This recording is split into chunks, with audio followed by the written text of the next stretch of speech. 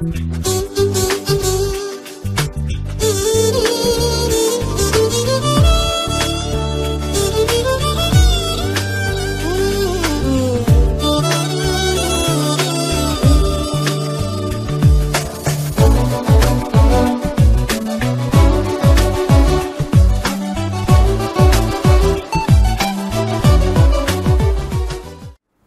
యేసుక్రీస్తు నామంలో Kranti TV channel ప్రేక్షకులందరికీ మా హృదయపూర్వక వందనాలు.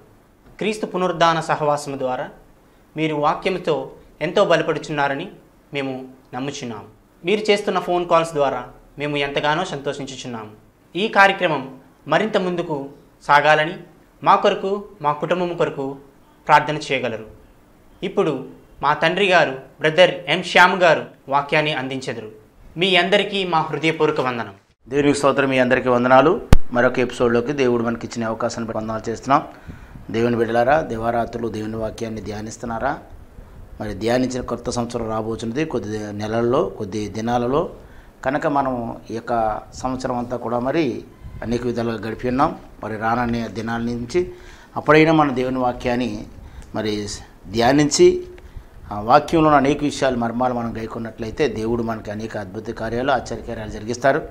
మనం ఎంతసేపు ప్రార్థన చేస్తున్నామో అంతసేపు దేవుని వాక్యాన్ని ధ్యానించాలి. ఎంతసేపు దేవుని వాక్యాన్ని ధ్యానిస్తున్నామో అంతసేపు దేవుని వాక్యాన్ని స్తుతించాలి. ఈ విధంగా మనం చేసినట్లయితే మన అనుదిన జీవితంలో ఎన్నో గొప్ప మేలు మనం పొందుకుంటాం. గడిచిన ఎపిసోడ్లో మరి దావీదు దినానికి ముమ్మారి ఏ విధంగా ప్రార్థన చేసి ఉన్నారో, ఉదయకాలమున, మధ్యాహ్నమున, సాయంకాలమున, అలాగే ఏమనంటే సాయంకాలమున, ఉదయమున, మధ్యాహ్నమున నేను చేతులు ఎత్తుట నీకు నైవేద్యం అర్పించినట్టని దినానికి ముమ్మారి ఎవరైతే ప్రార్థన చేస్తారో వారికి దేవుడు ఆయన మర్మములను బయలుపరుస్తారు. అలాగే దానియేలు కూడా ఆయన దినానికి యథావిధిగా ఆయనకున్న అలవాటుని బట్టి, ఆయనకున్న ఆ క్రమశిక్షణ బట్టి, క్రమాన్ని బట్టి అంటే బబులోను సామ్రాజ్యంలో ఉన్నప్పటికీ ఒక పక్కనే ఆ యొక్క దర్యావేషు పరిపాలన, అలాగే బెల్షెజర్, అలాగే నెబుకద్నెజర్, వీరంతా కూడా ముగ్గురు రాజుల కాలంలో ఆయన యొక్క ఉండడం మనం చూస్తున్నాం. ఎందుకంటే దానియేలు గారిని వారు ఎలా తీసుకెళ్ళంటే బబులోను చెరలోకి నెబుకద్నెజర్ తీసుకెళ్ళినప్పుడు మొట్టమొదటగా రాజు కుమారులందరినీ కూడా ఆ యొక్క యెరూషలేము పట్టణం నుంచి, ఆ దక్షిణ రాజ్యంలో ఉన్న ఇశ్రాయేలు యూదా ప్రజల్లో రాజు వంశపు వారందరినీ కూడా వారు తీసుకుని బంధించి తీసుకుని వెళ్ళడం జరిగింది. అయితే అక్కడ దానియేలు గారు మరి బాలుడుగా ఉన్నాడు. మనం ఇవన్నీ చెప్పాలంటే చాలా టైం పడుతుంది. మీరు దానియేలు గ్రంథం మొదటి నుంచి కూడా 12 అధ్యాయాలు చాలా జాగ్రత్తగా మనం చదివినట్లయితే మనకి అర్థమవుతుంది సులభంగా.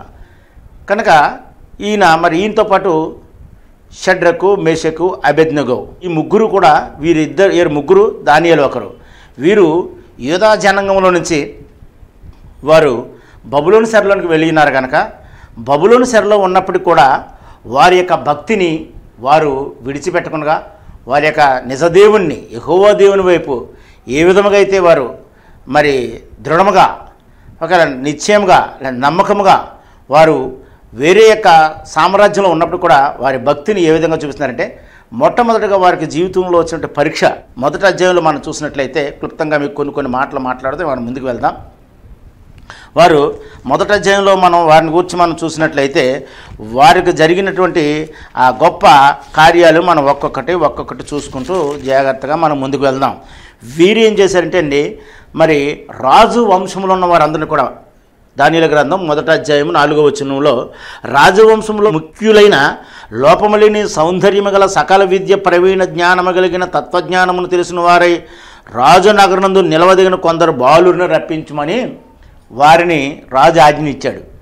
ఎందుకంటే వీళ్ళంతా కూడా రాజకుమారులు కాబట్టి తత్వజ్ఞానము సమస్తము తెలిసినటువంటి అటువంటి వారందరినీ కూడా రాజు ఆజ్ఞయ్యగా తీసుకుని వచ్చి వారికి కల్దీల విద్యను, భాషను వారికి నేర్పించమన్నారు. నేర్పించిన తర్వాత మరి అయితే వీరందరికీ కూడా మీరు ఏం చేస్తారంటే 3 సంవత్సరాలు రాజు చేసే భోజనమును, రాజు విందు, రాజులు తినే తిండి, వారు త్రాగే ద్రాక్షారసమును వీరందరికీ కూడా ఇచ్చి వీరి నా కొరకు మీరు సిద్ధపాటు చేయండి అని చెప్పి వారికి ఆజ్ఞ జారీ చేయడం జరిగింది. అయితే ఇక్కడ జరిగిన విషయం మొట్టమొదట్లోనే ఎలాగంటే వెళ్ళిన సుమారు 2-3 సంవత్సరాలలో వీరికి ఎదురయ్యే ఈ పరీక్షలు ఏమిటంటే వీరితో పాటు చాలామంది సిద్కియా రాజు పరిపాలన ఉన్నప్పుడు ఇర్మియా ద్వారా ప్రవచించిన యొక్క ప్రవచనం నెరవేరడానికి ఆకార్ రాజు అయిన సిద్కియా రాజు ఆ రాజును తీసుకెళ్లే ముందు రాజకుమారులను, తర్వాత వడ్ల వారిని, తర్వాత ఈ కంసాల వారిని, ఇంకా కట్టడం వారిని, ముఖ్యమైన చేతి పని వారిని, బలవంతులందరినీ కూడా 3 గుంపులుగా వారు తీసుకుని వెళ్ళడం జరిగింది. తీసుకుని వెళ్ళిన తర్వాత వీరు వెళ్ళిన సుమారు 2-3 సంవత్సరాలకి వీరికి ఒక పరీక్ష వస్తుంది. అంటే ఈ యొక్క ఎవరెవరితోనండి వీరెవరెవరు? హనన్యా, అంటే ఆయన మొదటి వారి పేరు హనన్యా, మిషాయేలు, అజర్యా అని వారిలో వీరుండిరి. అంటే వీరి పేర్లే వారు ఆ బబులోను సరే యొక్క దేవతల యొక్క పేర్లు పెట్టి మార్చివేశాడు. పేరు మార్చివేసి వీరి పేరు మరి ఏం పేరు? హనన్యా, మిషాయేలు, అజర్యా అంటే వీరి పేరు షడ్రకు, మెషకు, అబేద్నెగోలు అని వారి పేర్లు మార్చడం జరిగింది. ఈ మార్చి వారిని ఆ విధంగా పెట్టడం జరుగుతుంది. సరే, పక్కన పెడదాం. ఇంకా మనం చూసినట్లయితే వీరికి మరి ప్రారంభంలోనే ఒక రకమైన శోధన ప్రారంభమైంది. 8వ వచనంలో మనం చూసినట్లయితే రాజు భుజించే భోజనము, పానమును, ద్రాక్షారసమును పుచ్చుకొని తను అపవిత్రత పరచకూడదని దానియేలు ఉద్దేశించను. కనుక రాజు చేసే భోజనం అంటే అక్కడ ఏముందంటే విగ్రహ సంబంధమైన వాటికి అర్పించినవన్నీ ఇవన్నీ. కనుక ఆ యొక్క బబులోను సామ్రాజ్యంలో అంటే ఇశ్రాయేలు ప్రజల ఆశ ఇంతసేపు, మరి ఇజ్రాయేల్ ప్రజలు 12 గోత్రాలు కూడా ఇంతకుముందు మనం చూసినప్పుడు చార్ట్లో మరి ఉత్తర భాగానికేమో ఇజ్రాయేల్ ప్రజలు, దక్షిణ భాగానికేమో యూదా జనాంగం ఉన్నప్పుడు యూదులు కూడా ఒకవేళ ఉత్తర భాగాన్ని ఉన్న దక్షిణ జనాంగమేమో వారు దానిలోనూ బేతేలు ఒక ఆవుదూడను పెట్టి వారు విగ్రహారాధన చేస్తే మరలా యూదా ప్రజలు ఏం చేశారంటే యూదా ప్రజలు వారేం చేశారంటే యూదా గోత్రం వారే వీరేం చేశారు? ప్రతి పచ్చని చెట్టు కిందను, ప్రతి పర్వతం పైనను మరి వారు బలులు అర్పించడం మొదలుపెట్టారండి. మొదలుపెట్టి యెరూషలేము దేవాలయంలో బలులేమో ఆపేసి వీరు ఎక్కడ మానివేసి ప్రతి పచ్చని చెట్టు కింద, ప్రతి పర్వతం పైన వీరు బలులు మరి ఇవ్వడం చూసాం మనం. అంటే అలా ప్రారంభిస్తే ఇక కొద్ది రోజులకి వీళ్ళ మనసు అంతా ఎలాగైపోతుంది? ఇశ్రాయేల్ ప్రజలు అవనివ్వండి, యూదాకు జనంగా అవనివ్వండి, వీరందరికీ ఎలా ఉంటుందండి? ఒక పక్కన దేవుడైన యెహోవా చేత రక్షించబడి ఉన్నప్పటికీ కూడా వీరి మనసులన్నీ కూడా ఏమవుతుందంటే ఆ విగ్రహ సంబంధమైన బయలుదేవతల వైపును, అస్తురోదేవత దేవతల వైపును ఈ విధంగా నిండిపోయినది కనుక వీరిని దేవుడు ఏం చేసంటే మరి క్రీస్తు పూర్వం 600 సంవత్సరాల కింద నెబుకద్నెజరు ద్వారా బబులోను చెరలోకి తీసుకెళ్ళిపోయారు. ఎందుకంటే వీళ్ళందరి మనసు ఏంటంటే నిజదేవుని విడిచిపెట్టి అన్యాచారాలకు అలవాటు పడిపోయారు కనుక ఎవరికైతే ఏమైతే అలవాటు లోపల ఉంటుందో దేవుడు చివరికి ఏం చేస్తాడంటే వీరిని అక్కడికే తీసుకెళ్ళి అక్కడే వాళ్ళు బంధించి వాళ్ళకే బుద్ధి చెప్తుంటాడు. ఇదిగో ఈ దేశంలో విగ్రహారాధన భయంకరంగా జరుగుతుంది కనుక ఈ దేశపు భోజనం అలవాట్లు కానీ అంటే ఆ దేశంలో మరి రక్తంతో వండుకు తినడం, అలాగే పంది మాంసంను కూడా తినడం, ఇవన్నీ కూడా దానియేలుకిని మరి దానియేలుకున్న ఈ యొక్క ఆ 3 స్నేహితులకు కూడా అది ఇష్టం లేక మన నిజమైన దేవుని దగ్గర ఉన్నాం కనుక మనం అక్కడ నిజదేవునికి మనం దహన బలి అర్పించాం. ఇక్కడికి వచ్చిన తర్వాత ఈ హేమైన వస్తువులు దేవునికి దహన బలిగా అర్పిస్తున్నారు కనుక మేము ఇవి ముట్టుకోకూడదని చెప్పి వారు నిర్ణయించుకుని అంటే వారు మరి బంధించబడినప్పుడు చెరసాలలో ఉన్నప్పటికీ కూడా వారు ఏం చేశారంటే ఇదిగో మేము ఏమీ తినమని చెప్పి ఆ దానియేలు, షడ్రకు, మెషకు, అబేద్నెగోలు వీరంతా కూడా ఒక నిర్ణయం తీసుకున్నారండి. అయితే ఇక్కడ అజర్యా అంటే 11వ వచనంలో నపుంసకుల అధిపతి దానియేలు హనన్యాను, మిషాయేలును, అజర్యా వారి మీద నియమములను తో కూడిన దానియేలు ఇట్లను భోజనమునకు శాఖధాన్యాదులను, పానములను, నీళ్లను నీ దాసులము మాకేమొద్దు, ఇదిగో మాకు ఈ యొక్క మాంసం కానీ మాకేమొద్దు కానీ మాకు కాయగూరలను, మంచినీళ్ళు మాత్రమే మాకు ఇప్పించమని అడుగుతున్నాడు. దేవుని కొరకు ఇక్కడ విగ్రహ సంబంధమైతే మేము తినకూడదని చెప్పి వారు ప్రత్యేకించబడి ఎప్పుడైతే నిర్ణయం తీసుకున్నారో అయితే మరి కొద్ది రోజులు అయిన తర్వాత వారిని రాజు ముందుకు తీసుకెళ్ళినప్పుడు ఈ 3 సంవత్సరాలు మరి భోజనం చేసేవారి కంటే ముందుగానే 10 రోజుల్లోనే వీరి యొక్క ఆ ముఖ సౌందర్యం చూసి మరి ఎంతో ఆశ్చర్యం కలగడం జరిగింది. కనుక దేవుని విషయంలో మరి కొన్ని వారు మానుకొని అంటే విగ్రహ సంబంధమై మేము ముట్టకూడదు, ఈ యొక్క రాజు భోజనము ఆ పానము మేము తీసుకోకూడదని చెప్పి వారి నిర్ణయం తీసుకోవడం జరిగింది. ఇది ఒక మెట్టు. దానియేలు 9వ అధ్యాయానికి మనం వద్దాం. ఒక్కసారి 9వ అధ్యాయంలో మనం చూద్దాం.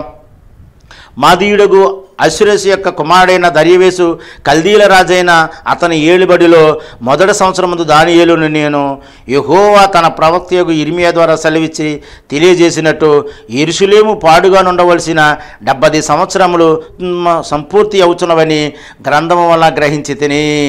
ఇక్కడ ఏమంటే 9వ అధ్యాయంలో మరి ముఖ్యంగా మనం తెలుసుకోవాల్సిన విషయం అంటే ఆయన యొక్క ప్రార్థనా జీవితం విషయంలో మనం ఇక్కడ తెలుసుకోవాల్సి వస్తుంది. ఏమని చేస్తానంటే ఆయన యొక్క ప్రార్థన, నేను యెహోవా తన ప్రవక్త ఇర్మియా ద్వారా ఇర్మియాకు సెలవిచ్చి తెలియజేసినట్టు యెరూషలేము పాడుగా ఉండవలసిన 70 సంవత్సరములను సంపూర్తి అవుతున్నవని గ్రంథము వలన గ్రహించి తిని అంతటా నేను గోని పట్ట కట్టుకుని ధూళి తనపై పోసుకుని. ఇక్కడ దానియేలు ఏం చేస్తానంటే ఇర్మియా ద్వారా దేవుడు ఏమైతే ఇదిగో మరి ఇర్మియా ద్వారా క్రీస్తు పూర్వం 600 సంవత్సరాల క్రిందట వారు యెరూషలేములో ఉన్నప్పుడు ఇర్మియా ప్రవచించాడు, ఇదిగో 70 సంవత్సరాలు బబులోను శరీరానికి మనం వెళ్తామని చెప్పినప్పుడు ఆ మాట నెరవేరిందని. అంటే ఇక్కడ సుమారు మరి దానియేలు గారికి ఎన్ని సంవత్సరాలు ఉంటాయో 70 సంవత్సరాలు పూర్తయిపోయినాయి గ్రహించి ఈయన ప్రార్థన చేయించున్నాడండి.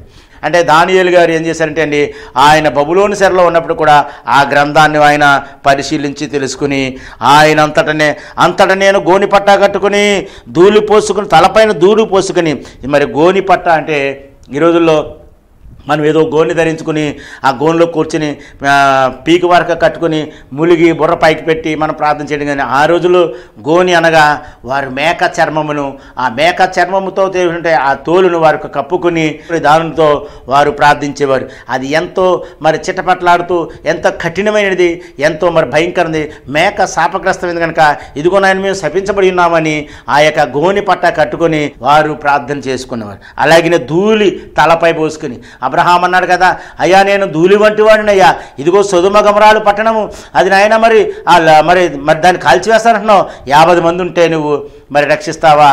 అబ్రహాము ఇదిగో నేను జరగబోయేది చెప్పకుండా మానని చెప్పి ఆదికాండం 18వ వచనంలో అబ్రహాముని దేవుడు అంటున్నప్పుడు ఆ సొదొమ వైపు చూపించి నేను యొక్క పట్టణాన్ని నేను నాశనం చేస్తానంటే అక్కడ బ్రతిమలాడుతున్నాడు, విజ్ఞాపన చేస్తున్నాడు. అబ్రహాము విజ్ఞాపన చేస్తున్నాడు, అయ్యా అక్కడ 50 మంది నీతిమంతులు ఉంటే వారిని రక్షిస్తావంటే అవును 50 మంది నీతిమంతులు ఉన్నా నేను రక్షిస్తాను అన్నాడు.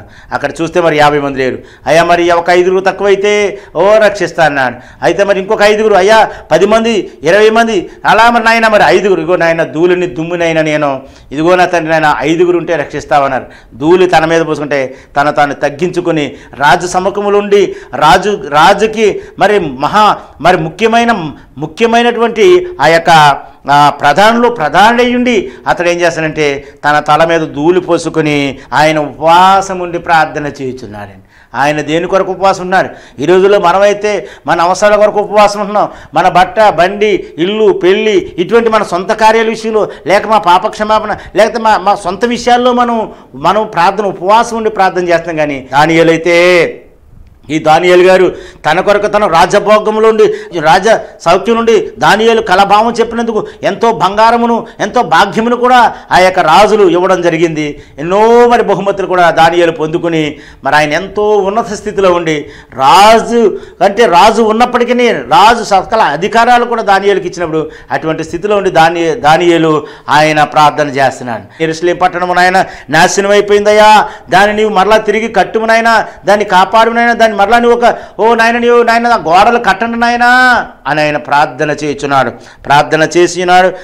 చేసి మళ్ళా విజ్ఞాపనలు చేయుటకై ప్రభువైన దేవుని ఎదుట తన మనసును నిబ్రం చేసుకుని ప్రార్థన ఉపవాసము ప్రార్థన విజ్ఞాపన చేస్తున్నాడండి.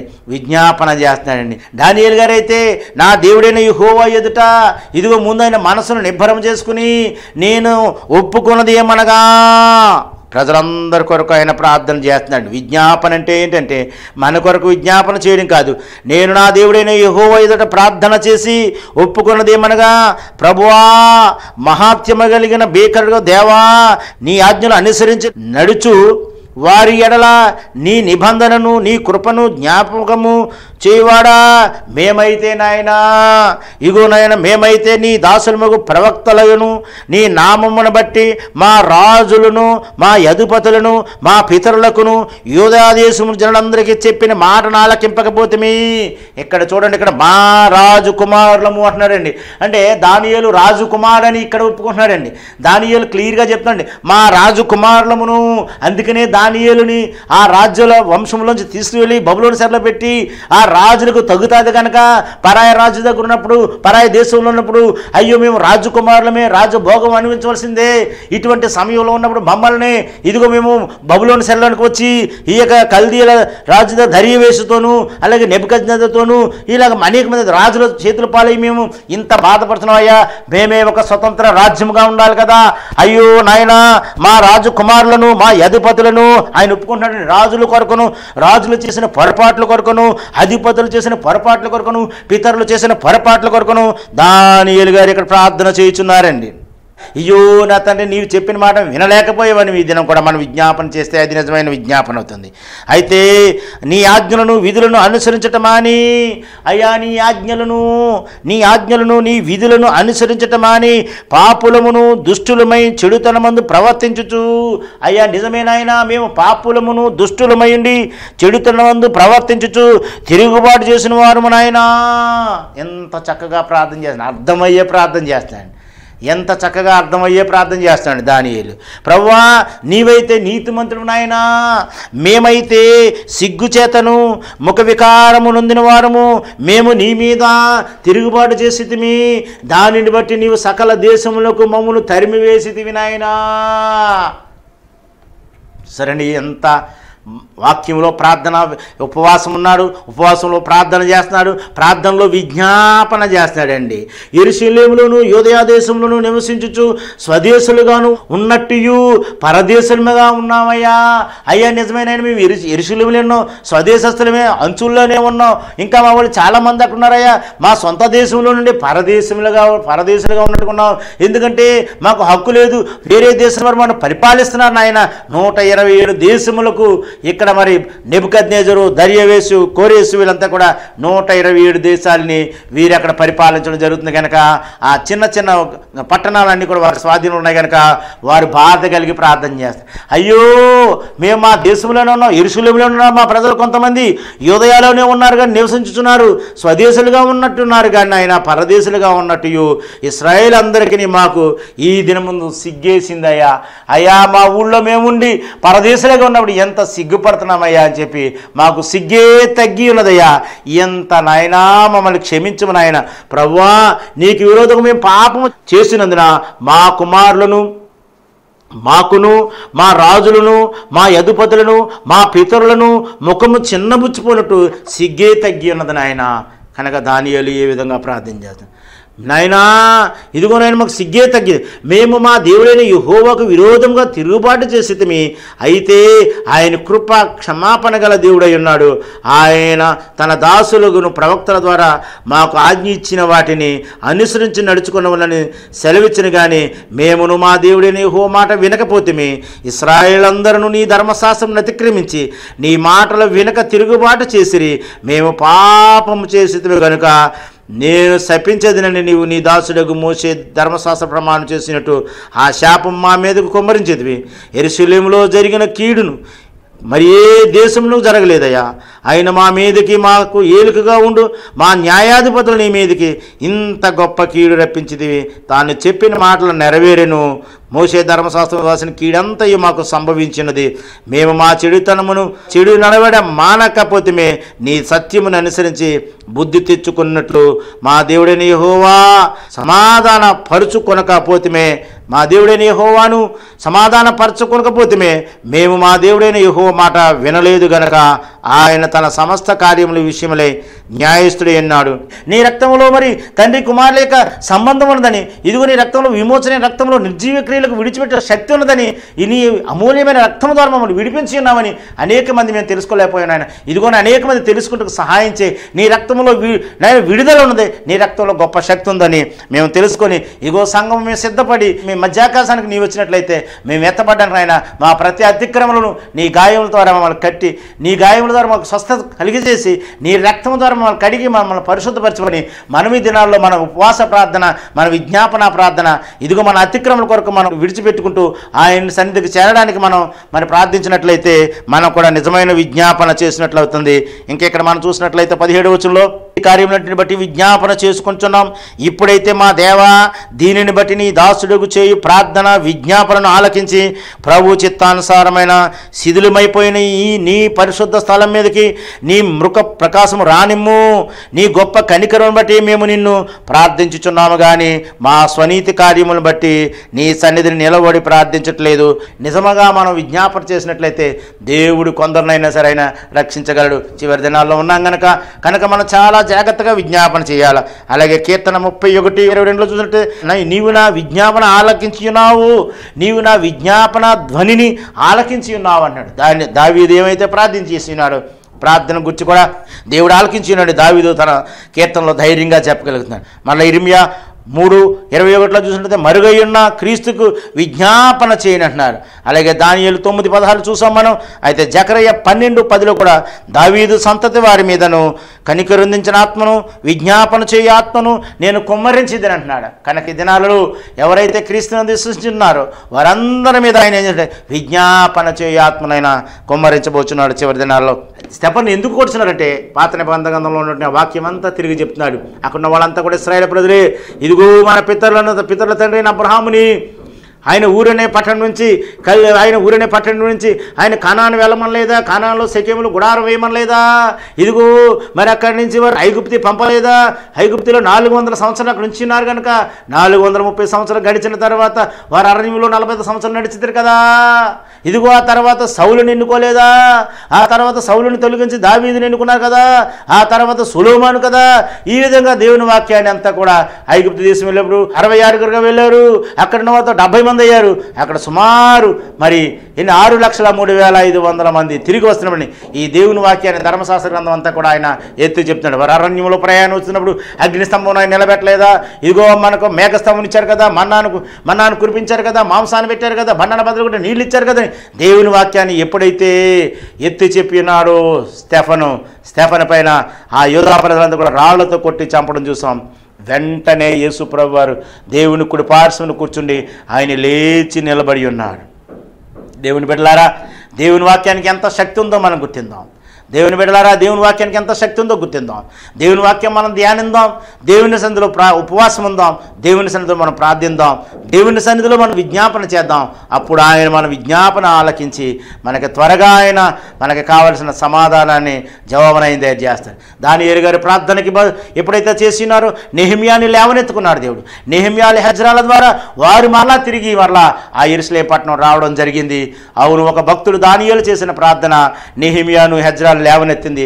ఆ ప్రార్థన ద్వారా దేవుడు మరలా ఆ యొక్క యెరూషలేము పట్టణాన్ని యొక్క గోడలను బాగు చేసి మరలా తిరిగి ఆ ప్రజలంతా తిరిగి వచ్చి ఆ పట్టణంలో నివసించడానికి దేవుడు గొప్ప ఏర్పాటు చేస్తున్నారు. ఈ చివరి దినాల్లో మనం ఏ పట్టణాలు కట్టబడడానికి కాదు, కానీ ఒకవేళ పట్టణాలు కట్టబడాలని మనం చేయడం మంచిదే, కానీ అన్నిటికంటే మరి ముఖ్యంగా పరలోక పట్టణంలో మనం చేరాలని, యేసు రక్తంలో మన పాపములు కడగబడాలని, ఆయన రాజ్యంలో ఆయన నిత్య జీవంలో మనం ఉండాలని మనము నిత్యము మరి విజ్ఞాపన చేసినట్లయితే యేసు మనకి గొప్ప మేలు చేస్తాడు. కనుక ఈ విధంగా మనం చూసినట్లయితే ఇంకా ప్రార్థనా పనులు దేవుని వాక్యంలో మనం చూసినట్లయితే ఎంతోమంది ఉన్నారు. ఇంకా మనం దినాలు ఈ చోట చూసినట్లయితే ఈ ఉపవాస ప్రార్థన ఈ దినాల్లో మనం చూసినట్లయితే మరి బైబిల్ గ్రంథాల్లో మరి కొన్ని రకాల ఉపవాసాలు ఉన్నాయి. కొన్ని మాటలు నేను చెప్పి ముగిస్తాను.